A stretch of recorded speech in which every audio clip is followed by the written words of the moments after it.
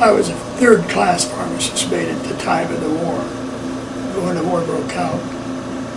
And I had a plan to go to Honolulu for a fun time on Sunday that day. I finished my duty up, and I got myself all gussied up, ready to go about 7 o'clock. And by 8, the planes came in at 8, quarter of 8,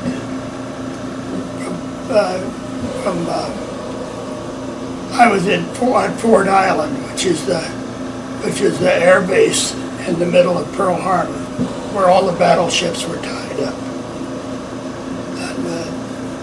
And the Japanese came over from across the Pali and dropped down onto the base. And we walked out. We heard these planes coming in, and we walked out to see what was up. And they thought, somebody said, "Well, the Army's out awful early."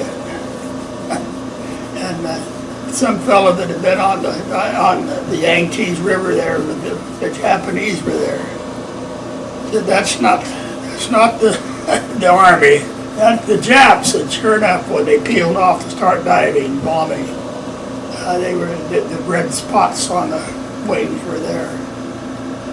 And then from there on, it just I was so busy that it's hard to even talk about it, because it made their first bombing run on the battleships. That was what they were after, was the fleet.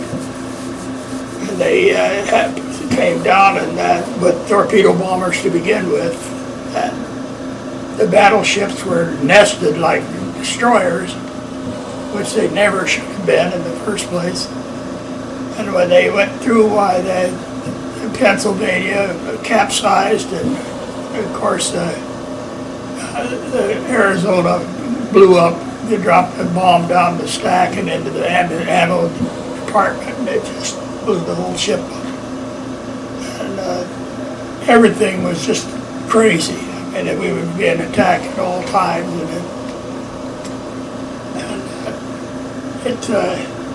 I didn't look up hardly, except for taking care of the wounded, getting them out of the water from the ships, and of course all the oil from the battleships that were broken open were all over the water, and it caught fire. And so there was kids trying to swim through that fire in the water and going down, and trying to pull them out. By the time I looked up and when they're finally over,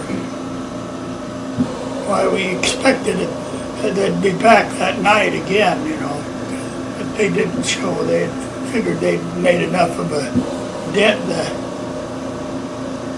in the Pacific Fleet to keep it down, and they did. It took us a couple of years to get back to any kind of strength at all.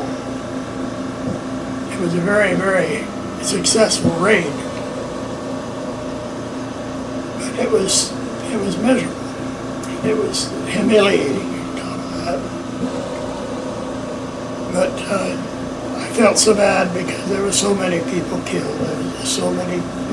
And the following couple of days, I was in charge of a boat that went out and picked up the bodies out of the water after. That was about the size. But I try to think of the funny things that happened during it, and it gets me to remember rather than the sad ones. There was a chief pharmacist mate, or first-class pharmacist mate, that had been in World War I, and he'd gone back into the service just to get over to the islands, which he'd been in the islands in World War I, and his name was Crawford. Everybody called him Pop. And I came into the diet kitchen because we were stowing bodies in every place we could get them. And he was over fixing himself a sandwich. I said, what are you doing?